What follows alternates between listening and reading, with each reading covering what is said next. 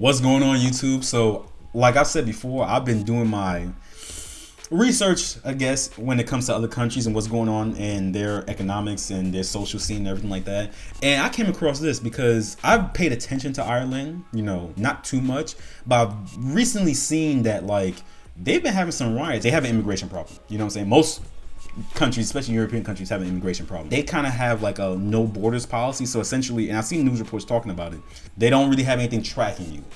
And that has led to some problems because a lot of their citizens are upset. And like I said in my past videos, it's funny how other countries mirror, or how we mirror other countries, I guess you could say, because you have one side that's like, oh, this is fair, they have the right to be here, you guys are fascists, Nazis, and everything like that. Then the other side's like, well, you guys are socialists, we need to protect our country and our borders. It's insane. But not gonna waste any time, we're gonna jump right in. Violent anti-immigrant protests rocked Dublin for the second night in a row, following the alleged sexual assault by a migrant of a 10-year-old girl in the city. As tensions rise in the Irish capital, here's everything you need to know. Viral videos being shared on social media reveal a chaotic scene, as up to 1,000 angry demonstrators gathered outside the City West Hotel on Tuesday night for a second night of protests. The situation outside of the sprawling hotel, which is now used to house asylum seekers, turned savage as protesters lit a police van on fire, threw bricks, set off fireworks, and hurled objects, including glass bottles, at police trying to hold them back. According to Sky News, the crowd even targeted a police helicopter with lasers. One police officer was injured and at least 6 arrests were made in the chaos, which the Irish Times described as 90 minutes of madness.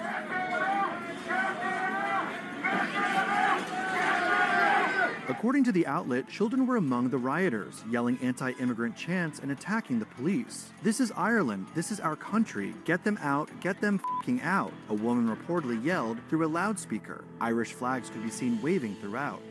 Earlier in the day, a 26-year-old man who has not been publicly identified, but who has been described by the Irish Times as African, appeared in court, where he was charged with the sexual assault of a child. He was assigned an Arabic interpreter for the proceedings. He is being accused of assaulting the 10-year-old girl, who is in state care, on Monday, October 20th, at Garter Lane in Sagart, which is located very close to the City West Asylum Center. "I have nothing to say," the man reportedly told the judge after the charges were read. The public outcry and response following the assault comes 2 years after 3 young children were stabbed in 2023, which also led to a riot in Dublin that shocked the public.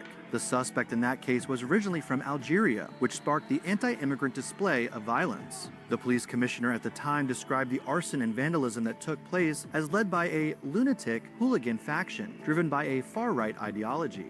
Officials have also responded to the latest incident with dismay. Justice Minister Jim O'Callaghan released a statement saying, "The weaponizing of a crime by people who wish to sow dissent in our society is not unexpected. This is unacceptable and will result in a forceful response." Commissioner Justin Kelly also offered his take, saying, "This was obviously not a peaceful protest. The actions this evening can only be described as thuggery. This was a mob intent on violence." One thing I'll say about like those protests and riots in Europe, oh, they get down. They torching everything. They really don't give a damn. They say, look, we gonna burn this bitch down. As opposed to, especially the riots and protests we've seen recently, in comparison, have not been that bad. We gotta be honest about that. It has not been that bad. But this is something I've been kind of keeping my eye on for like a little while, where it seems like the people in Ireland, specifically Dublin, have been having issues, and they're just like, hey, look, our government isn't listening to us, so we gotta find a way to reach out and scream out how we feel. I'm not justifying any of this. I don't think anybody should be just going around torching shit, because no, that's not the move. But I'm actually kind of interested in figuring out what is the issue when it comes to the whole immigration, like, I guess, process. Because it sounds like they don't really care much about how people come in or when they come in. A lot of them settle in certain cities and areas, and some people have an issue with it and some people don't. Violent demonstrations broke out near Ireland's capital Dublin on Tuesday night, with as many as 2,000 protesters clashing with police. They're outside the City West Hotel in Sagart, a village southwest of Dublin, being used to house asylum seekers, one of whom, a 26-year-old African man, was charged in connection to an alleged sexual assault on a 10-year-old victim in the area. The child is said to be in state care, but had absconded during a trip to the city centre. A small group had protested on Monday night, But on Tuesday, social media and Telegram channels had escalated it to thousands. Some wearing face masks launched fireworks and threw bottles at lines of riot police protecting the building. Others even broke down nearby walls to launch bricks and mortar at their lines. Some waved Irish flags and held up placards with anti-immigrant messages. There were a number of children and young teenagers taking part. Oh, little picnic out here so late. Y'all wild over there. Because one thing I can say, at least over here in the States, I haven't seen any children just going wilding out. I see them holding signs and shit, but I ain't see that yet. I ain't see this. The Irish, I ain't messing with them. Police were drafted in from across the region with 300 officers deployed. Some with riot shields and helmets, others were horse-mounted. They also used larger and more powerful pepper sprays, some as big as fire extinguishers, to target the rioters. One of their vans was set alight. Some of those rioting used laser pens in a bid to blind the pilot of the police helicopter and crew of a water cannon vehicle, which was making its first appearance on the streets of the Republic. 6 protesters were arrested, with more expected to be tracked down from social media footage. Garda Síochána had a policing operation in place for this public gathering organised by disparate groups on social media who stir up hatred and violence and encourage and entice others to get involved. I would like to commend my colleagues who are on duty tonight for their professionalism, courage and resilience. Ireland's Prime Minister Micheál Martin paid tribute to the police's response, saying in a statement, "I strongly condemn the violent disorder that unfolded in City West in Dublin this evening. There can be no justification for the vile abuse against police or the attempted assaults and attacks on members of the force that will shock all right-thinking people." As in many European countries, demonstrations against immigrants and refugees have become common in Ireland in recent years. In November 2023, protests turned to riots in Dublin after an Algerian man stabbed 3 children outside a primary school. 60 police officers were injured and €20 million worth of damage was caused to the city centre. Demonstrations have continued regularly, with successive governments accused of allowing too many arrivals, exacerbating the housing crisis and driving violent crime. So that's the part that confuses me, is that if the people themselves are saying, hey, look, we can't handle all these arrivals and you're just letting them in, the jobs are suffering, the housing market is suffering, why exacerbate it? You know what I'm saying? If your economy cannot handle inviting all these people here and your people also can't handle it, why continue? That's the part that always confuses me when I see stories like this, because it just doesn't make any sense. Another thing too is pretty interesting, because usually when I hear these cases go on with, people that's coming into the country, whether legally or illegally, they usually attack children. Most times when I hear cases like these, especially in Europe, it's children being attacked. I don't know what that is. Very weird. Very, very strange. Far-right agitators have used social media and rallies to spread a message that Ireland is full. Irish voters are set to go to the polls on Friday to elect a new president. Both candidates were taking part in a final TV debate last night and reacted to the events.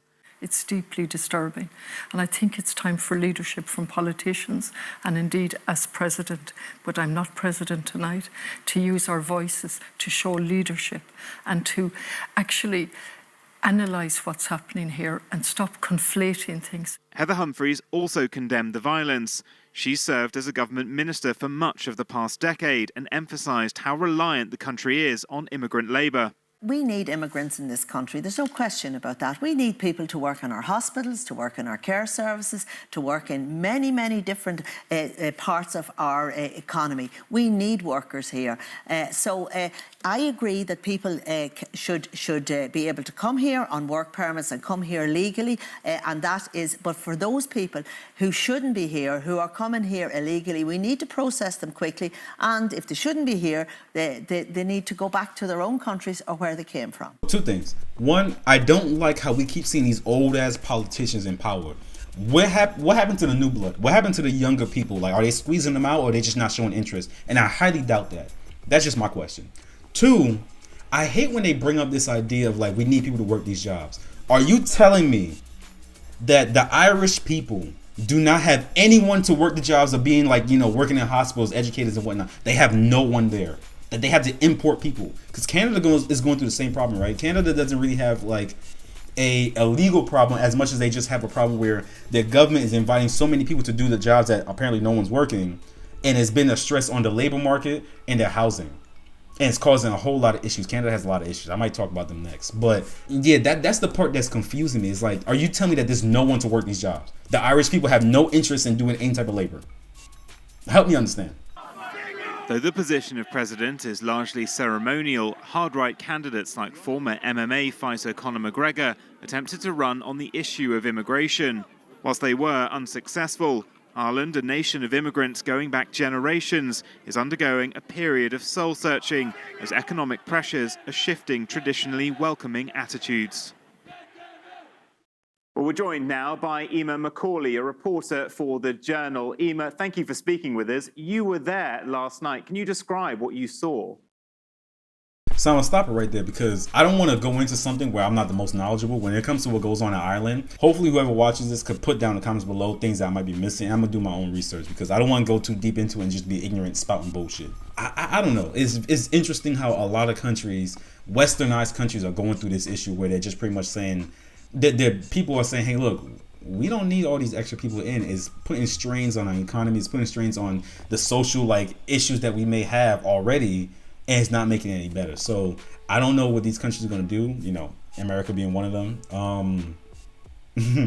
Something just needs to be done. But like I said, I'm going to do my research and look into Ireland and see what's going on because people seem upset. They burning shit up. And you got little kids just out here just tearing stuff up as well. But yeah, once I do my research, I might come up with a follow-up video talking about, what's going on, and then we can really get into it. But that's it for now. You guys already know the drill. If you enjoyed the video, leave a like. Comment down below. Tell me your thoughts. Let me know what's going on, I guess, first-person account of the events and how it led up to this. And I guess your feelings if you're from that area. Or maybe you have family over there. Because I'm really interested to know. And like I said, I'll do my own research. That's it for now. Don't forget to subscribe. And I'll see you in the next one. Peace.